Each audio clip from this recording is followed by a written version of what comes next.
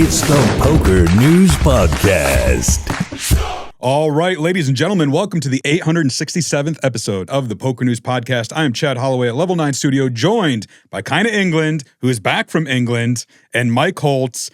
Guys, we have a fun one. We're going to start with some Texas poker, not No Limit Texas Hold'em, but Doug Polk making headlines down there. People probably saw the thumbnail to this episode saying, should Doug Polk be banned? No, he shouldn't be banned. We just went sensationalist. Something Doug Polk would be proud of, I think. There you go. Yeah, breaking news. Yeah, but he made headlines because he made the final table of a tournament that's was happening at the Lodge, his place. So it sparked this whole debate. Should the owner of a card room be playing in a tournament, a major tournament in said card room? Mm-hmm. There was a poll. Doug Polk put out a poll on it, and most people said, it's totally fine. But about 1 in 3 people, about 30% said, yeah, it's a bad look. Others, not sure, don't care. Where do you guys land on this one?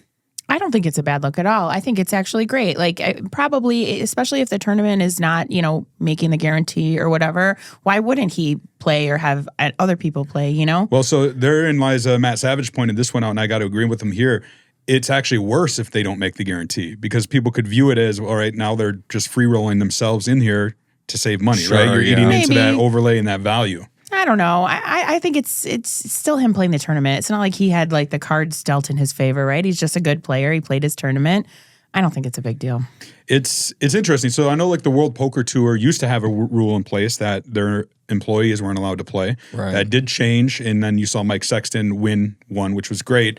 When I worked for the MSPT, we weren't allowed to play. Right. I know a lot of different venues, casinos, you can't play if you work there. Sure. That's usually subjected to the state, right? The state and you work and the gaming regulations. Well, Texas doesn't have any of that, right? So there's nobody to police it, even if there was, except for maybe if Polk wanted to police it. Sure, yeah. I don't know. Where do you stand on this one, Mike? I don't know. I don't think there's anything wrong with what Doug's doing, right? I mean, if you can't trust him to play in the game, you can't trust him to run the games anyway, right? If you think he's going to cheat just because he's in the tournament, what stops him from cheating in other ways? I don't know. And is that really why people would have been upset because they thought he cheated, or what really was it that would make people upset that he played? I don't think it's. I think this one just sparked the debate. It's not Doug per se. I think most people trust Doug and think he's not doing anything wrong. But it's just kind of maybe the precedent. And should other people be allowed? Should it blanket be allowed? Yeah. Or should it be I think subjective? So. I mean, I don't know. I think if we trust the operator to run a poker tournament, that they should. I think they should be allowed in. I think if they're going to do it without themselves, if the argument is that they could cheat, I mean, they could just run a different scheme with other people, You know what I mean? Well, I think so. In my opinion on these things, it's almost a damned if you do, damned if you don't sort of thing. Sure. And I think things are cyclical where you have it where it's no, nobody can. And now we're at a point where it's it should be okay. But I think it's going to come around. It could be a year from now. It could be 10 years from now. But something will happen where, What's the argument for why Doug Polk can't play in his poker tournaments? It's just an integrity issue. I would say not for him per se. No, but for anyone who runs a poker room, of course. Right. Yeah. Like Ryan Beauregard, who is the director of poker operations at the Wynn. He can't play at the Wynn. He works at the Wynn. Sure. But he'll go to Resorts World and play, or Venetian and play, which a lot of the guys here in town do that sort of thing. I think a lot of it's got to just be house rules where it's it's just a bad look. You know what I mean? So let's say I'm the CEO of the Wynn. I would not like my floor men to be playing Wynn tournaments because it's a bad look for you know what I mean? It's just do I think they're going to cheat? Absolutely not. But that's just a business standpoint because I'm the owner of the company. I don't think there's any sort of reason why Doug shouldn't be able to play if he can handle the heat from people being accusative of whatever you know what I mean? It's Doug Polk. Yeah. I trust him. I don't know. I agree. It's probably just an integrity issue, but again, it's not breaking any rules. So if people just have a problem with it, they're just going to have a problem with it and cry about it a little bit. I think in this instance, Doug did point out on social media that his employees are allowed to play on their off hours. Yeah. Sure, yeah. So I think that's great. I think it would have been a lot worse if they weren't allowed to and then you had the owner playing in it. No, that would make no true. sense. Absolutely, yeah. I do think it's, an interesting, I really don't have a problem with it if that's what you want, but you got to be open to the idea of the problems that this could lead to, right? Yeah. We've been around the poker industry long enough. Whenever there's money involved, there's going to be people there trying to get it by nefarious means. I've been in card rooms. I've heard the stories. I've reported the stories of people who work there scamming the system. So Sure. what happens in an instance where you let your employees play? Let's say us three all work at Card Room A. I won't single out the lodge or anything, but like Card Room A. Sure. We're all off, and there's a $1 million bad beat, bad beat jackpot. Yeah. And or I'm working, you two are off, but we all work together. Oh, Sure. bad beat. Like Yeah, but and even if it is on the square, like nobody's Yeah. going to think it was. That's just bad. Why put yourself in that Sure. situation? It's kind of like Mike playing the casino employees It events. is not like Mike playing the goddamn casino employees event. What the fuck is going on? I don't know why, but the bad beat reference seems a lot worse than just playing the tournament. I mean, tournaments are hard. It's like a time, very time consuming rather than playing cash and just scooping your own bad beat. I don't know. I don't know if I was a dealer and I wanted to rob the place that I worked for with a bad beat jackpot. I certainly wouldn't be so stupid that I would take 2 other employees from the goddamn same place and be like, hey, let's run this together. I'm sure no one will notice what happened here. Like I'm going to take me and 2 other friends who I think are semi-intelligent, won't tell if we get, it's not, I don't know.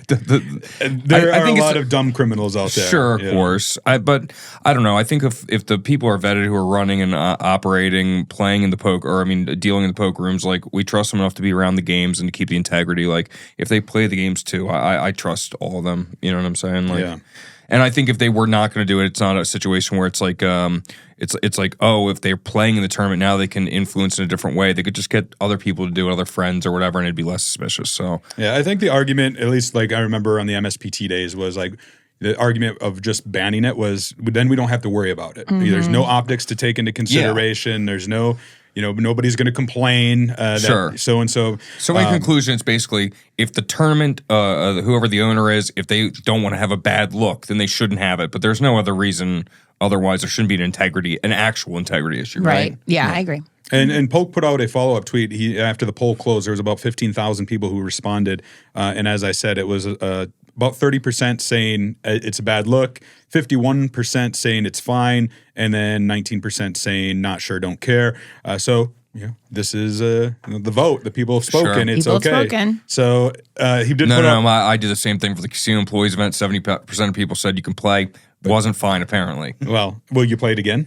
No. See, right? And that, I just don't feel like dealing with the heat. Yeah. I feel like it's totally fine for me to play, but I just don't feel like having other people. Sean Deep came up to me and was like, aren't you that scumbag that played the employees event? I was like, didn't you play the women's event? Like, what the fuck is going on right now? That's a good one, though. Yeah. You told him. Doug Polk did put out a follow-up saying, crazy to me that 3 out of 10 people think it's a bad look for me to play tournaments at the lodge. While I think they are dead wrong, I will likely be stepping away from playing in tournaments at the lodge moving forward. I prefer cash anyways. Okay, well. I don't think it's that terrible, but like I said, I think you do have to be aware of the optics of it and the possibilities that can come Well, of and the it, fact that he even put the poll out anyway means he does genuinely care what people, like his customers, his patrons think, and he doesn't want to offend anybody. So he wanted to know the public opinion, and now he has it, and he can do with it what he will. Yeah, and I again, nothing on Doug. I think, like most people, I think Doug is a great operator.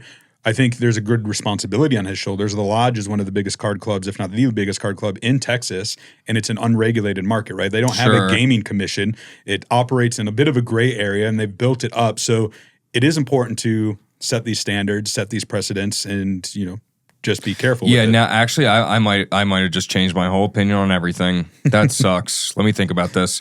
Yeah. Now that I'm thinking about it, it's in an unregulated market. No, it's fine. I trust Doug Polk, but like now that I'm thinking about it, I'm thinking of some other owners and operators of other streams and such things, and it's like I don't really trust them. So like, yeah, I don't know. Which streams are we thinking? Who knows? It could be any streams. I did a tour of the PokerNews Texas road trip we did a couple years ago. Me, Jesse, and John Sofin, and we visited about 24, I think, card rooms throughout the state. I would say I trusted 6 of them. Damn. I think the others were, operating. They were all operating in this gray area, but it seemed to me like 6 of them were taking it and treating it like a real business. The Lodge being probably the foremost among them. Sure, yeah. But there were some smaller ones that were run more like a home game feel. Yeah, and, I've been there in Delaware. Yeah. They were taking rake when they shouldn't be taking rake, and they were skimming here and there. And like in those instances, no, I wouldn't want anybody who's working in the club to be actually playing in the events either. So yeah, I don't know. I think in this instance, it's all right, but as a whole, I don't know. I think it's great that states regulate it, right? Some states say, no, you just can't do it. So, well, let's put a pin in that and move on to some other topics. But before we do, I want to thank our sponsor for the Poker News Podcast, and that is the WSOP free-to-play app. I've been playing on there almost every day. They've got some video poker. They got a game called the Daily Blitz, which is a lot of fun. Basically, you get shown in a timed manner 2 hands and a board, and you have to guess, click which hand is the best. Sounds easy, but believe me, your brain doesn't quite keep up with that countdown. If you want to check it out, it is the WSOP free-to-play app available now. You can go to Poker News and read a review. And if you use Poker News as a bonus code, you will get $1 million in chips. All right, let's talk WPT. The World Championships coming here to the Win very shortly. They just announced that this historic free roll, the $5 million free roll, Mike, you're going to be playing in it. And we got a little sweat because of it, so that's exciting. Well, it was announced that it is being juiced with $750,000 in cash and prizes. They're going to do a drawing. Lots on top of the $5 million? Mm-hmm. Yeah. Oh, far so my even chest. more value.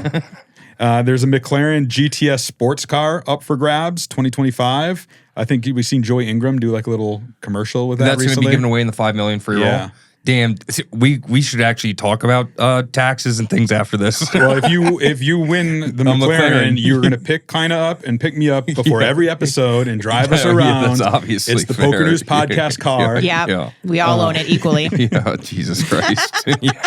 yeah, that's totally reasonable and fair. No, I think it's awesome that they've added this stuff. And of course, we've got a little business we need to take care of here. Let's do it. That is to select a winner of the drawing that we had. We launched this competition of guess how many engraved plaques are on the WPT Mike Sexton's Champions Cup. And whoever gets it right is entered to win, if nobody got it right, they were going to be the closest to win. Sure. So John Sofin, my colleague, was down at Best Bet Jacksonville when the WPT was there. And I told him, I said, John, I want you to go and physically count every engraved plate on the trophy. He did just that. Here's the answer. Hi everyone, I'm John Sofin from Poker News. I know you're all trying to guess how many engraved plates are on this Mike Sexton WPT Champions Cup. I counted all these plates one by one, and the answer is 374. All right, so there you have it. The answer, 374. I don't know why, but 323 seemed to be the most popular guess. Maybe that was online somewhere. I'm going to guess if you Google that, that's what pops up. Or someone thought they had inside information and got... Yeah, I don't know. And here's the thing. The question was how many engraved plates. That does include the nameplate, the Mike Sexton Champions Cup. Yeah. Right? Not all the winners ones per se. And as I said, look, we didn't put them on there. The WPT hasn't put recent winners on there. The question was how many engraved plates as of November 15th. The answer, 374. We had over 400 guesses. Mm-hmm. There were 4 people who guessed 374, and we have them here. Daniel Mayo, Jesse Folan, good friend of mine, Jason Patton, and Haley Hilliard all guessed 374. So to determine the winner of our seat into the $5 million free roll, we're going to play a little Race the Ace game. This is how it works. So you can see Daniel Mayo is hearts, Jesse Folan clubs, Jason Patton spades, Haley Hilliard diamonds. We're going to take this deck of cards, which I've been shuffling. Mike, we're going to have you put out 4 cards on the other side, and it's basically a race to the end. Whichever one gets there first wins. So I'm laying four just... Kyna will cut them. Yep, and so that's all right. It's not the easiest table. She's setting the fucking deck. All right. Cut it to Mike, and then Mike put out 4 cards. Before, right? I don't want to put them down again because I won't be able to pick them up. All right. And then I'm just... face down, 4 cards up. 4. Okay. Starting with this row, right next to it. Yep. Okay. Wait. Yep. Put one here. Put one here. No, face down, Mike. Oh my God. Face down. I'm going to have to reshuffle. Oh my God, it's crazy. Face down. Give him- Sorry.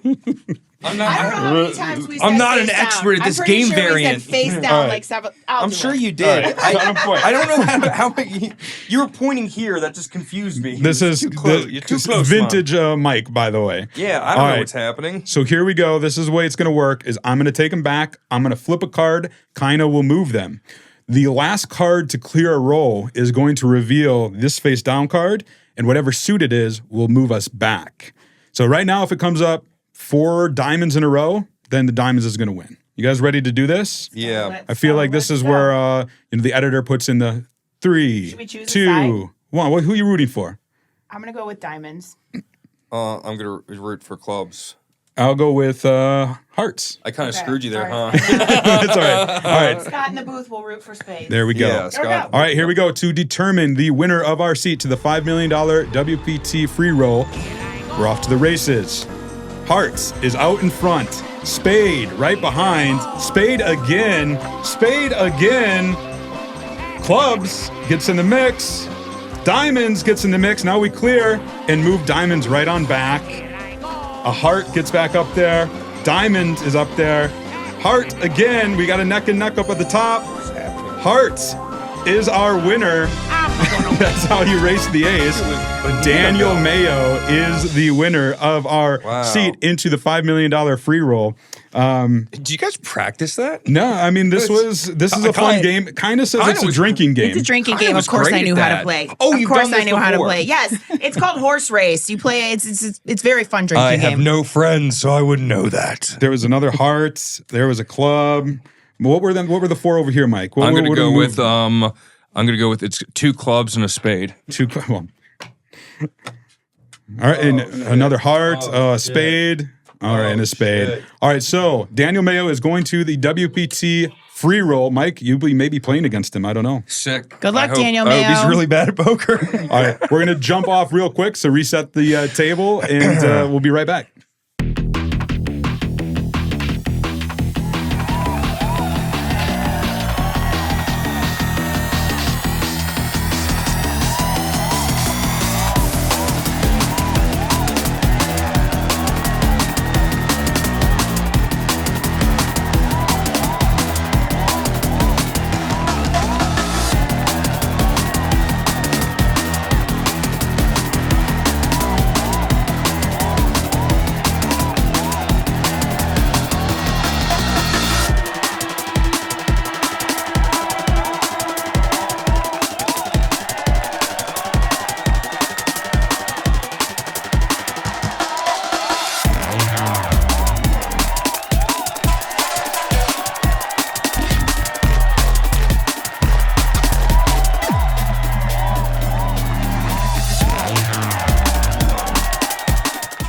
All right, we are back. I mean, that was kind of fun. That was really fun. yeah, we should have been drinking while we were doing it, like Danny you said. Mayo coming through with the old clutch victory. You know what, Danny? You're gonna have to have a shot with us just for the drinking game purposes when you get there. When There you you get go. here. Yeah.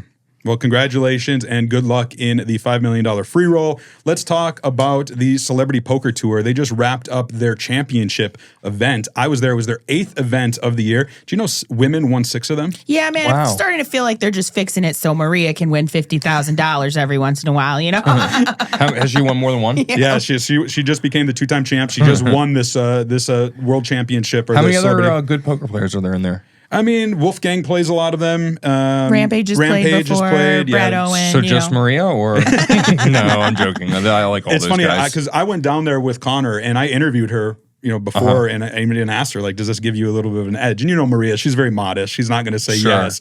But like, if you watch that final table, like, she did get good cards. Don't get me wrong. She got she great played cards. But Smashketball. yeah, Well, that Yeah. one hand too. That I didn't watch it, but I saw the one hand where the one lady flopped the straight and Maria made a full house yeah. runner. It was like crazy. and you could like. There's very few people I think would feel genuinely bad in a situation like that, but Yeah. I do believe Maria feels did. bad Yeah. in those Sure, situations. I had a blast. I got to meet some people I was excited to meet, right? Oh, yeah. So I'm Q, Daddy. Yeah, I'm a huge Impractical Jokers fan. Have been since the get-go. So when I learned that Brian Quinn, aka Q, and Joe Gatto were going to be there, Oh, yeah. I got to go meet those guys. That's fun. Yeah, and so I got to meet them. It was a lot of fun. Brian Quinn actually finished second to Maria Hope. I saw Oh, that. good Yeah. job. He'd never really played poker before. Oh, It really? was it was a lot of fun to watch him. He was very boisterous. He was at the final table or the feature table the entire time. Wow. So I don't know, my hope is like he gets the poker bug, and we're going to see Yeah. more Oh, that'd be of really those cool, guys. yeah. Yeah, that was a lot of fun. Sketch is a popular YouTuber, Twitch streamer that I got to meet. I love Sketch. Yeah, he came He's dressed hilarious. head to toe in like an elf costume. Oh, that's funny. Yeah, so he was a lot of fun. And Vegas Matt. I was going to say, where is my favorite guy on there? Vegas Matt. I would like to yeah. go I have met Vegas Matt a couple times in the wild though, and he's just the nicest guy. He loves it when fans like say hi and everything, and their videos are just great. I kept up with it, Vegas Matt, even when I was in England. I watched every day. And Vegas Matt won a Celebrity Poker Tour event a couple months ago for $20,000. Super nice guy. He got interviewed with Connor, which was great. I said we got to get him on Connor's Life Outside Poker podcast. Oh, how cool! And maybe even in studio here sometime. Wow, that'd be This sick. is going to be like your version of Gronk. Like you're out. Yeah. Like I get to be with Vegas Matt. Hell yeah. No, that seems very fair, and that adds up too. So is Sketch the only one out of all the people who has an OnlyFans or had an OnlyFans out of the rest of them? I mean, I doubt it. People all those ages, but he was actually a pretty cool guy. Really funny. His first time playing on the Celebrity Poker Tour. Probably not the last. They're going to be back in 2025. Say what you will. Like, there's been some criticism, like people saying, like, "Oh, these aren't real celebrities" or what have you.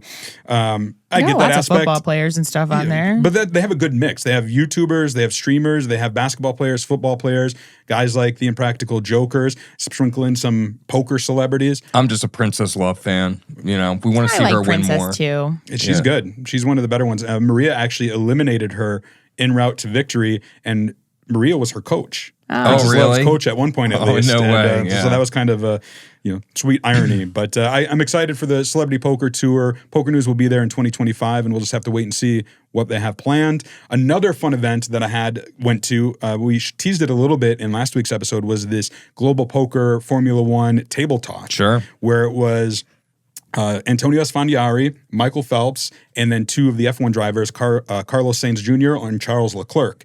They did a little tag team format where they got together, and Ali Najad was there keeping the table talk going. It was actually a lot better than I expected. I've seen these sort of gimmicky things, and I'm like, this is going to be kind of silly, but we actually have a trailer for it.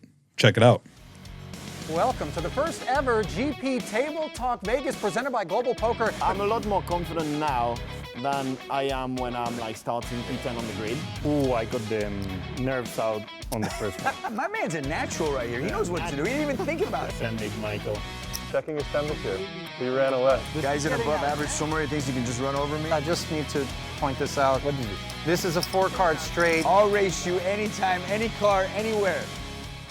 All right, so you can actually watch the full video, the teasers and the full video on Global Poker. I'll link to it in the show notes. But it was a lot of fun. You ended up having Phelps and Leclerc winning it after flopping the nut flush against the second nut flush. Ooh. Not a setup hand. Like, it looks like a setup hand made for TV. Sure. But it wasn't. They were competing for something called the Golden Goat. It was the Golden Goat? The Golden Goat. I'm like, when I heard that, I'm like, Mike would love that trophy. No, I have a tattoo of the Golden Goat. I'm surprised you're like, they call me the Golden Goat. No, they do, but I've used that joke so many times I have to wait a few episodes to use it again. All right. Well, it was Leclerc and Phelps winning the Golden Goat. They do were call me proud. Leclerc as well, though, but that's a whole different story. And it was, it was pretty interesting. It was a lot of fun. I highly recommend you check it out. And it was great to see Antonio Esfandiari back in the poker streets. Yeah, awesome. He was actually at the big deal for One Drop a few days later, which Connor and I got to go to. It was a busy week for Connor. I know, and you guys doing all these fun things. Connor man. got to go have lunch or dinner with Alan Kessler. He went to dinner with Kessler. Raiders Kessler game. took him to the Raiders game. Yeah. Yes. cool. Did you not see? Kessler? Nice Kessler. Wow. You got to see his Twitter thread. Connor was documenting it. God bless his soul. Like, it's the football game's going on. It's Connor sitting there, his first ever NFL game, and then Alan next to him playing like solitaire or something on his Of phone. course. Some game he likes to play on Probably his phone. complaining about something too. Yeah, and then they went out to eat, and At least he's on brand all the time. Yeah. You know what I mean? he doesn't deviate. Yeah. There was actually, I don't know if you've seen this. This was right before we came in studio. Kessler tweeted out, it was Lynn Gilmartin giving away a seat to the WPT Freeroll about like nice gestures, people who do nice things. Oh, yeah. And Kessler basically said, hey, I took a Poker News reporter out, I should. And he put a copy of the receipt to the dinner and like all the comps and then a 0 for the tip. And people are like No losing way. their shit. Hold on. But yeah. Bro. He probably made Connor tip. from what I understand, because when we seen this, we were like, wait, what? Like, that's not doing this. So anyways, I asked Connor. They did tip. They left a cash tip. Okay. So don't panic. But it's like, talk that's about funny. optics. Yeah. Come on, Kessler. Dear God. Is he a genius or like a social media genius? Like, really, you know what I mean? Yeah, he gets a lot on brand is right. Like, does he mean to do that? Does he mean to, did he, like, because a genius would go, oh, I got him, 0 tip, this traffic. You know what I mean? That's genius, but I don't think he meant to, right? I would love to see Alan Kessler on the Celebrity Poker Tour. Yeah. And losing his shit when these players who don't know what they're doing, call his bets. Oh my God.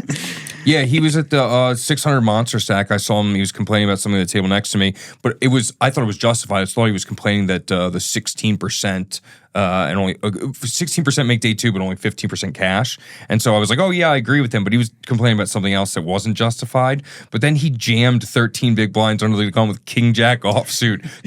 Got called by Ace King, flops a Jack, and then the turns an Ace. He goes, oh, they always 3-out me. It's like, dude, you are my brother in Christ. Come on. Well, Antonio Spandiari was at the Big Deal for One Drop. This was a $10,000 buy-in charity event for One Drop. You might know that Guy Laliberte started this in 2007. I think it was in 2012. They had the $1 million big one for One Drop. Well, this was a twist on that. It was the Big Deal for One Drop. It's actually a lot of fun. It took place in like one of the penthouse lounges up in Resorts World. Great view, and a lot of cool people there. Jennifer Tilley showed up, and it was awesome. She's great. I love her. She was so kind to do a little interview with me. Check it out. Big deal for One Drop. This is very exciting. Everybody was excited to see you when you walked in. Everyone was getting pictures. Well, I brought out the full-on Jennifer Tilley, and I'm just happy to be here supporting a great cause. Great to see Guy Laliberte back with his One Drop charity, which is a wonderful charity. And it's really fun because you have people from all walks of life. You have old school poker players, new school poker players, and then you have F1 people and celebrities. These kind of charity tournaments are always so fun. Guy was one of the original high-stakes poker legends. You've become like the recent high-stakes poker legend. You're too kind. Well, I'm very proud that I was inducted into the Women's Poker Hall of Fame last year, and this year I'm going to be the keynote speaker, so I better think of some smart things to say. But I used to play poker with Guy Laliberte in the Ivy's room with Bobby Baldwin. Always so much fun to play with. I mean, just like those guys get together with their banter, and it's like you have a front row seat to the best table in town. I've talked poker books with you. I've swapped poker books with you. When are you going to write a poker book? I don't know, because I used to write for Bluff Magazine. That's right. I've always meant to write a poker book, but I'm really lazy, and I have my day job, which is doing the Chucky, and now Real Housewives of Beverly Hills, and I barely have time to see my friends and lose money at high stakes poker. That's my full-time career now. But I don't know, I think it would be good to write a poker book. I could make it more about my adventures as a girl in poker, like what I wore, how I got mad, like maybe a little less dry than most poker books. Not your poker books. Your poker books are great. All right, well, hey, good luck to you today. Okay, thank you so much. All right, so there you have it. Jennifer Tilley, she made the final table. I think she finished in 5th place. It was a fun night. Phil Hellmuth was the MC. He was there doing his thing. He had a jersey. They had a custom jersey, a One Drop WPT Foundation jersey, which looked pretty cool. I was really happy to get to meet Michael Kaplan. This is probably the poker geek in me, but like if you know poker writing, which of course I do, he's been around a long time. He's like a godfather of poker writing. Oh, that's cool. Writes for Cigar Aficionado, like poker related material. So I heard he was there. Jennifer Tilley said like he's here. I'm like, can you introduce me? And she did. So that was great. And then it was just fun. Like I said, a lot of people having fun, raising money for a good cause. And the winner of the event ended up being Derek Adamian, who won a great prize package. They were playing for all sorts of F1 trips, whether it was Montreal or Monte Carlo. I think he won one to I think it was Monte Carlo, where he gets to meet Prince Charles, which is pretty cool. So sick. Wow. I mean, and Guy Laliberte did a great thing because he made the final table. And I think he finished in 3rd place. And he said, whatever I win, I'm going to give it to the dealers. And there was apparently a bottle of like tequila, like a $20,000 bottle of tequila, they said. And he said to the dealers, all right, you can either take the $20,000 bottle of tequila and you guys go have a good night, or he said, I'll give you all $10,000 cash to split. And they went with the latter option, which is pretty cool. I thought it was a great gesture on Guy's part. Sure, that's nice of him, yeah. Yeah. Anything? Okay, well, let's move on. One time I did acid with Guy Laliberte. The one drop? No, that's not true. Yeah, no. No, I was going to make a one drop joke about how I did one drop of acid with Guy Laliberte, and we had to do it a whole nother take. We had to do a whole nother take, and you didn't even do the joke. We're not doing another. I didn't think we were going to do it. I didn't think we were going to. Producer Scott's like, we're not running it back again. We're doing it live. We're doing it live. Yeah. We'll do it live. All right. Well, I've been dying to ask. Kyna, you weren't here last week because you were across the pond in England. Kyna England in England. I was with the Women's Winter Festival. Yes. And I messaged you like I'm living vicariously through you. It looked like it was a lot of fun. Give us the scoop. It was a great festival. It was a great event. I went out there. The Hippodrome was very cool. There was a lot of like historical stuff, a lot of like show, memorabilia there to look at, and it was set up like really. It was just a beautiful place. Didn't have a lot of gambling though, not a lot of slot machines, I have to say. One complaint, but saved me some dough probably. Did you say the Hippodrome was beautiful? Well, there we go. There we go. Yes, it was Hippodrome. Because it's a hippo. Do you get it? Yes, I got it. You get the Thank joke? you. Jokes are much funnier when you have to explain them. Yes. So it was great. Run by PokerStars. Lots of cool people out there. I saw Caitlin Komeski. Yeah, Caitlin was there. Nikki Limo was there.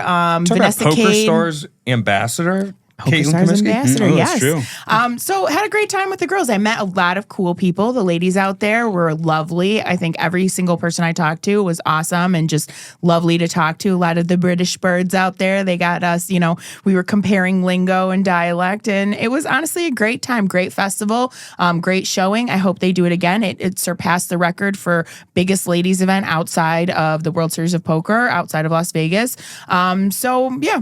Awesome. I don't know what else to say. I got this cool hoodie. That hoodie is actually pretty sick. PokerStars hoodie. Yeah, look at me go. So what did you get to play? Did you play the $400 main event? I played the main event. £400 main event? £400 main event, and I played the high roller. And small turnout for the high roller, but it was great. It was like a little intimate setting on the upstairs all the way of the casino, and then the $400 was bigger, so it was in the basement.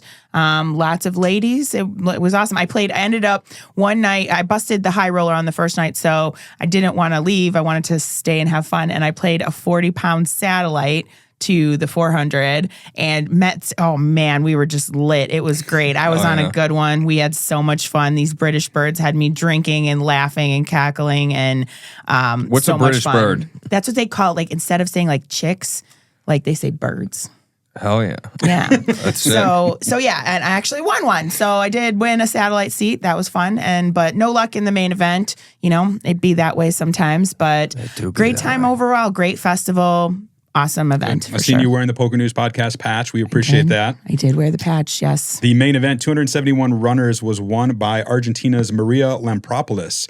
I didn't butcher that name. Like I butcher most names, so I just want to, You did great. I couldn't even attempt to say it correctly. Props, Lampropulos. Oh, wow. Holy. At least I went with the joke. No, you did. Okay. She took it down for 20,000 pounds. And then you mentioned the high roller, Charlie Waters, out of the United Kingdom. Really good job, Chad. You almost made it 30 seconds. Great job. I can nail Lampropulos, but I can't get Waters. No, that's a difficult one. To be fair, I told you guys I forgot my glasses, and this was the reason. Yeah. So, but took down the high roller for 10,000 pounds. So, seemed like a great thing. I know PokerStars put a lot of time and effort into it, and like I said, it looked like you guys had a lot of fun. You got to meet Spraggy. I did. Oh yeah, that was one of the best parts. Hanging out with Spraggy. Spraggy's awesome. Quite dry. That's the first time you met him? No. Oh, okay. I was gonna say that's sad. Me and Spraggy playing out a bunch of times. Anyway, there was also a 50-50 event, which was fun too, where there needed to be 50% ladies and 50% men. So you had to find a partner if you wanted to register. And KJ from PokerStars did a great job recruiting some of the guys from the cash room to come down and be partners with us. So I did get to play that too, and that was really fun. Yeah, that does sound fun. Yeah. They used to do like the mixed doubles at the World Series back in the 70s. Like I think one of Doyle's bracelets came in that with Starla Brody, who is a Women in Poker Hall of Famer. Wait, really? One of Doyle's bracelets? That's sick. Hell yeah. And, but I like that concept. Maybe they should try to do something like that again. Yeah, you're going to get canceled, I think, these days somehow. I don't know how, but I think that's a cool event. I mean, in any other setting, you would think it would be harder for the men to find partners, but in this case, We had to get some recruiting down, and they did it like matchmaking. Like Cage is like, "We found you a partner," and everybody cheer. It was fun. It was cute. Yeah. Well, I'm glad you had a fun time, but I'm glad you're back as well. I'm glad I'm back too. It's very tiring to travel so far. But. Yeah, that international travel is no joke. All right, well, let's talk about an event you might want to travel to if you are a bar poker player, and that is the Bar Poker Opens Florida Championship coming December 6th through the 9th. I don't know about you guys, but like, I tell people this all the time. In the poker world, sometimes we're so consumed by the high rollers, right? The 250Ks, the $1 million, whatever, the Poker Go Studio stuff, which is great. We know those names. More for us, we're like the MSPTs, the WSOP circuit, the WSOP online. There's a whole segment there. There's a segment of the poker world that is arguably the largest that is often overlooked, and that is the bar poker players. Yeah. And that's what the Bar Poker Open is all about. I mean, they have a huge, all across the country, all across the world, this huge network that they're drawing upon. There's going to be 500 players who have qualified from all these different Bar Poker Open stops to come down to this championship, compete for a $150,000 prize pool. This is free. Like, you can play these Bar Poker Open events, qualify, earn points, and come and compete. I've been to a couple of the events that they've done here at the Golden Nugget in Las Vegas.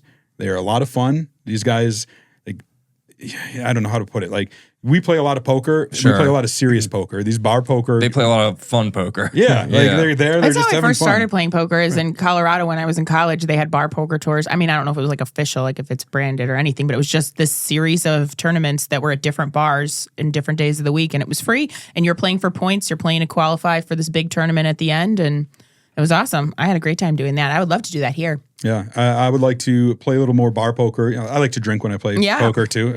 I know somebody else who knows what I'm talking about. Well, they have a full schedule. It's not just the championship event. They're going to have some side events there. Buy-ins are reasonable as you would expect, like $300, $180, that sort of thing. If you want more information, we have an article up on Poker News. Norman Chad is going to be down there to do some commentary with Jesse Folan. They better not allow rebuys. Touche. But it is a lot of fun. Last year, it was Ian Auville winning it for $50,000. So, I look forward. Poker News is going to be there doing live updates as well. So I'm looking forward to recapping whoever wins that in a future episode of the podcast. That's pretty much going to do it for this episode. I know you both are anxious to get out of here because the World Series of Poker circuit is taking place at the Horseshoe just across the street. You guys going to play? Yeah, I mean, they started the ladies event a couple hours ago. I don't know how I'm not ladies pokered out, but I'm not. There's a ladies event, so I'm going to go play it. Yeah, Mike? Got to get a glass of wine first. I've got to go return a U-Haul, and then after that, I'm going to, eventually I'll mosey on down there. It might be day 2, might be day 2 reg. I might go tonight. It all depends on where the wind blows me, you know. What you have a U-Haul for? Did you move? No, my buddy moved, and he, it's a whole thing. He doesn't have a license. I have a license. I had to get the U-Haul. I helped him move. It's in my name. I got to return it by 7. It's almost 7. Sounds quite legal. Yeah, anyway. All in order. It's legal. I drove the U-Haul the whole time. Sure. All right. Well, Mike's got to go return a U-Haul. Kyna's got to go play a ladies event. I got to get editing this episode. So do us a favor, like, subscribe, 5-star review, all that jazz. We will be back next week here in studio. Until then, we'll keep a seat open for you.